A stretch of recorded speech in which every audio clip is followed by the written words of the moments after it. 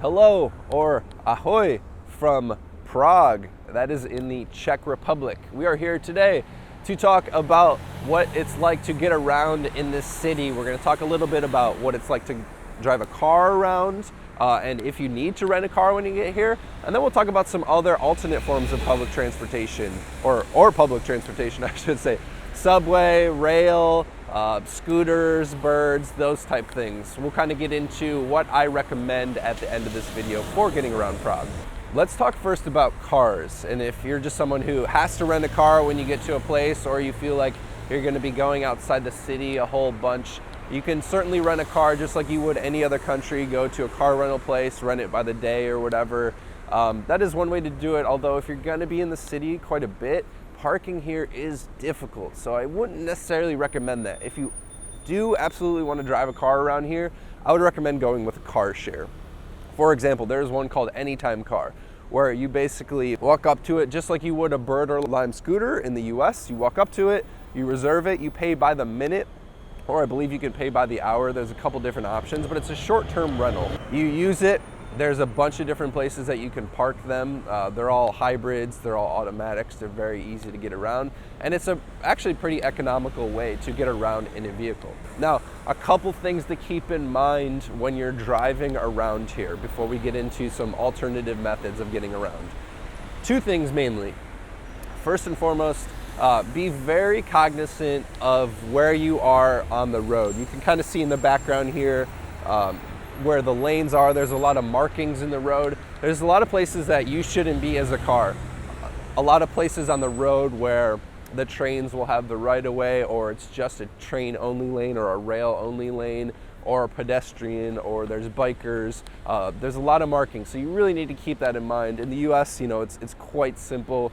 Cars pretty much are always, not necessarily have the right of way, but there's very little lane differentiation in the US. Over here, really got to be on top of it.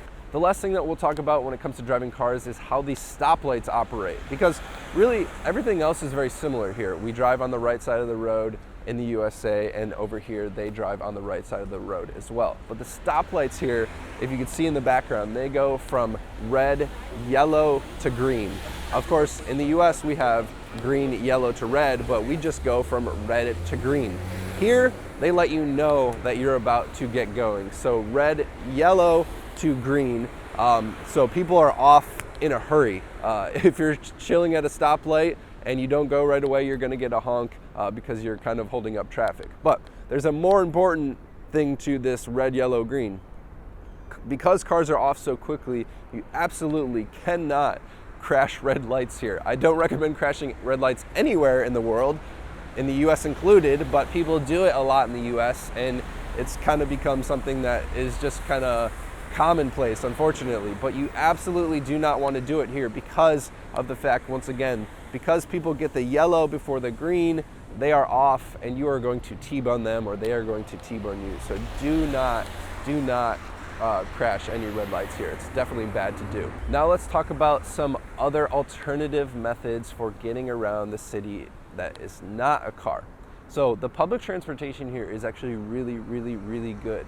And I did take a vehicle out and to do a hike, which I thought would be more appropriate. But as it turns out, there are light rail that go all the way out there with a little bit of walk. So subway, light rail, so like above ground on these railways, buses. The public infrastructure here is great, and most of the residents, as nearest I can tell, take it. A lot of them don't even have cars, so very easy to get around just using the buses, subways, and that kind of thing. One tip that I will give you about public transportation here is to be very vigilant about when you buy the tickets, and not only buying the tickets for the subway, but validating them properly. I had a bit of a run-in with the subway police because I purchased a ticket, tried to get on a train, and I didn't validate it properly, and they tried to say that, well, I basically had an infraction and I had to pay $40 US, 1,000 crown, 40 euro, thereabouts, as a fine for not essentially, having a proper ticket on the railway. So they do enforce it. There are people that will check those tickets, so be on the lookout for that. Fortunately, $40 US Would have rather not have paid it, but it's not the end of the world. But definitely just try and avoid that.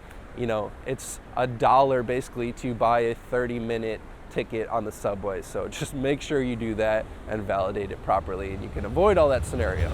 Now, other than the subway and cars, you can look into the scooters, electric scooters, just like we have in the US. The Limes are all over here. A lot of people take those around, although mildly dangerous, so use them at your own risk. There are things such as this service called B-Rider, which is almost a step up from the scooters because it's, I guess, still a scooter, but it's more of a moped, and it's electric. You can hop on them. They go relatively quickly, maybe up to 40 miles an hour, so you can kind of get moving with traffic a little more, but you might want to have more of an experience on a traditional motorcycle because that's essentially what they are, just an electric version. They are quite fun though, and you do see them kind of all over the city as well.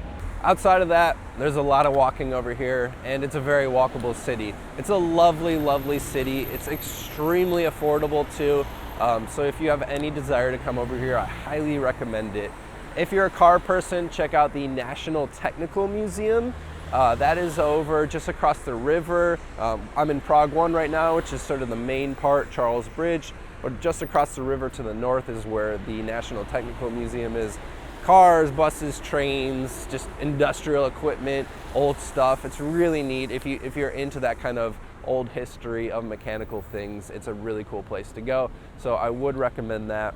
Outside of that, come and do all the touristy things, meet the locals. We met some lovely locals here. It's a great place to visit, and like I said, I highly recommend it. And I hope you learned something from this video.